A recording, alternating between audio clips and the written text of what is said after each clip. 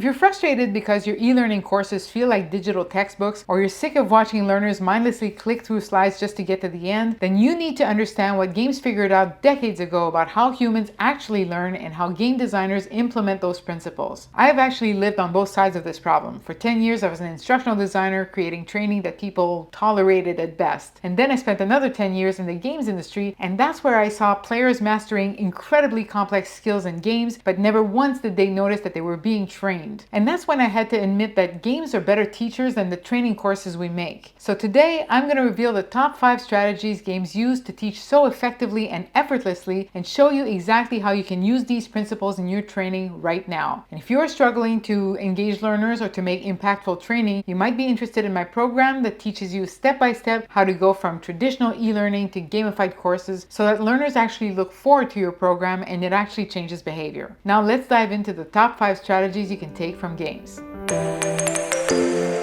Strategy 1, the gameplay loop. You know how you can memorize thousands of songs without even trying? Well, that's because songs are built on repeating loops, but every loop has a little bit of variation. Maybe they'll add a drum beat, or they'll change keys, or they'll just say yeah at the end. So it repeats, but differently. The repetition helps strengthen those neural connections, but that'll only work if you're paying attention, and you're only going to pay attention if there's novelty. That's why there's variation. We learn by repeating, but differently. Well, games are built on that principle. They're structured around what we call gameplay loops. Think about turns in backgammon. You roll the dice, you assess your options, and you move your pieces strategically. Every turn is the same, but each turn presents completely different circumstances based on what you rolled and what's happening on the board. You're always practicing the same decision-making process, but it never feels repetitive because each one forces you to make a new strategy. And these repeating cycles perfectly match how our brains build mastery. Traditional e-learning does the opposite. We create one-off slides that we present in a straight line, present information, move on, never return. But that's just not how expertise develops. So what you need to do instead is identify the core skill or decision making that your learners need to master, and then structure your entire training around different scenarios where they practice that same fundamental process. Let's say you're teaching customer service skills. Instead of separate modules on listening, empathy, and problem solving, create multiple scenarios where the learners practice the customer service loop. Maybe at first they're only focusing on listening, then you add empathy, and then problem solving for the grand finale. Each scenario gets more complex, but they're always following the same essential pattern: listen, understand, resolve. The key is to find that repeating pattern in your training content and use it as the hidden foundation for everything you get your learners to do. This is going to be hard to do if you start with the content because content is linear. It doesn't repeat. But it's easy when you start by thinking about the behaviors you want to change. When you do that, it's easy to imagine how you can get someone to practice that behavior.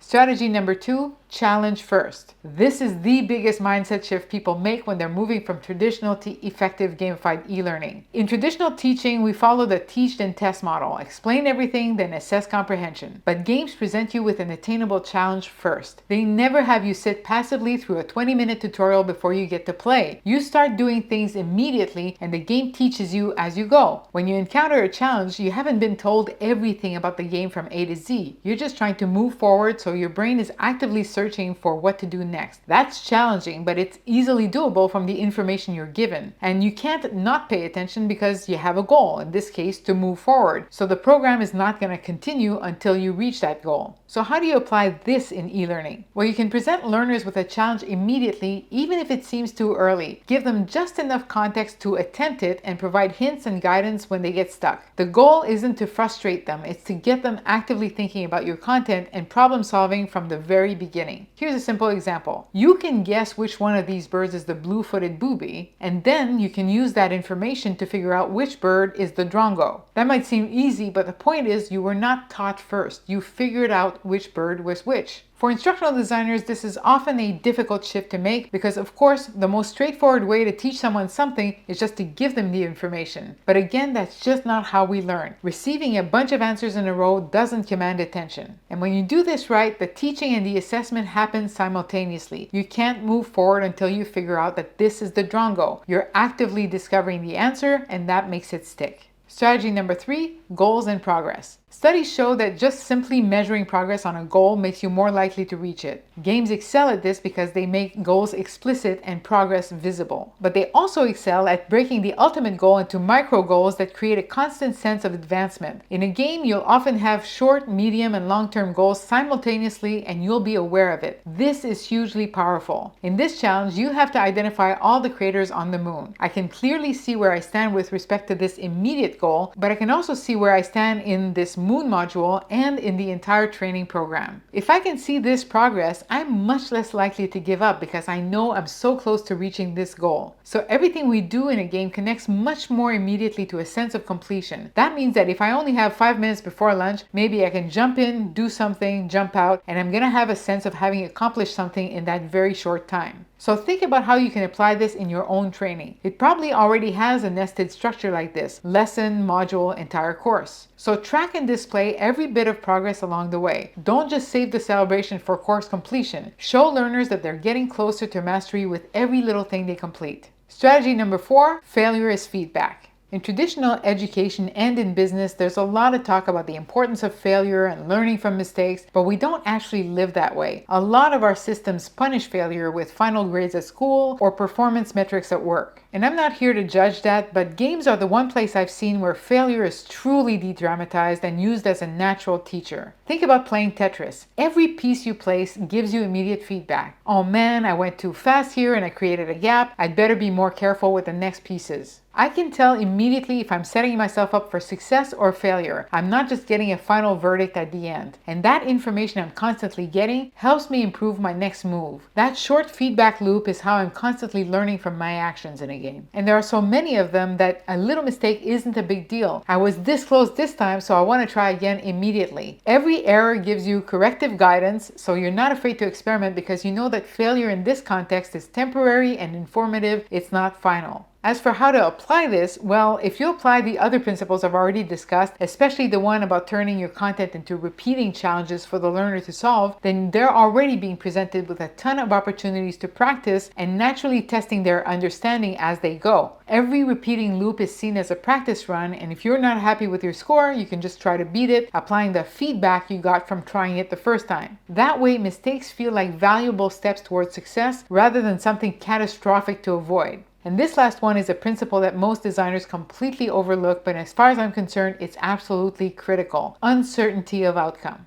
Think about a final game in a series. If it's a close game, you're on the edge of your seat. But if it's not, then you know who's going to win. There's no uncertainty, no suspense, and you're not paying attention. Well, the same thing happens in e-learning. When the task is so easy that you're guaranteed to succeed, or it's so hard that you know you're going to fail no matter what, your brain literally disengages. There's no reason to pay attention because your effort will not affect the outcome. It's a sure win or a sure fail. So the ideal here is to present each learner with the right level of difficulty for their current skill so that it's doable with effort, but not an absolute sure thing. The problem with e-learning is we ignore the fact that every learner is different and we give everyone the exact same experience, the same level of challenge no matter what their level of mastery. That means the challenge is too easy and therefore boring for most people, and too hard and therefore frustrating for some people. But well-designed games manage to challenge everyone at exactly the right level for their current skill, and to do so they use dynamic difficulty. That means that the same challenge can appear differently for each learner based on where they are in their journey. And applying this in e-learning does not have to be super complicated. For example, let's say the challenge is to triage patients in an emergency room quickly. If a learner's been struggling with that, you can give them more time on the clock, while the person who's been acing this gets less. Eventually, everyone has to meet the same objective, but you're giving the slower learner more support and steps to get there. And the advanced person doesn't have to go through all the same cycles of practice as everyone else. So if you want to see this in action, here's what you can do right now. Pick one existing training module that you've created and see how you can redesign just the opening using these principles. Start with a relevant challenge instead of an explanation, a hands-on activity. Think about how you could design practice loops for that challenge. Think about how you can make this challenge easier or harder for different learners. See where you have opportunities for immediate feedback, and think of ways you can make progress more visible. What I learned from games is that they're not just entertainment, they're actually learning systems that have been perfected through decades of iteration and millions of hours of play. They've solved the problem of effective teaching that we're still struggling with in corporate training. And if you're interested in getting the entire library of game-based tactics, I teach the complete methodology step by step in my effective gamification program. You can learn more about that at the link below. Thank you so much for watching, and I'll see you next time.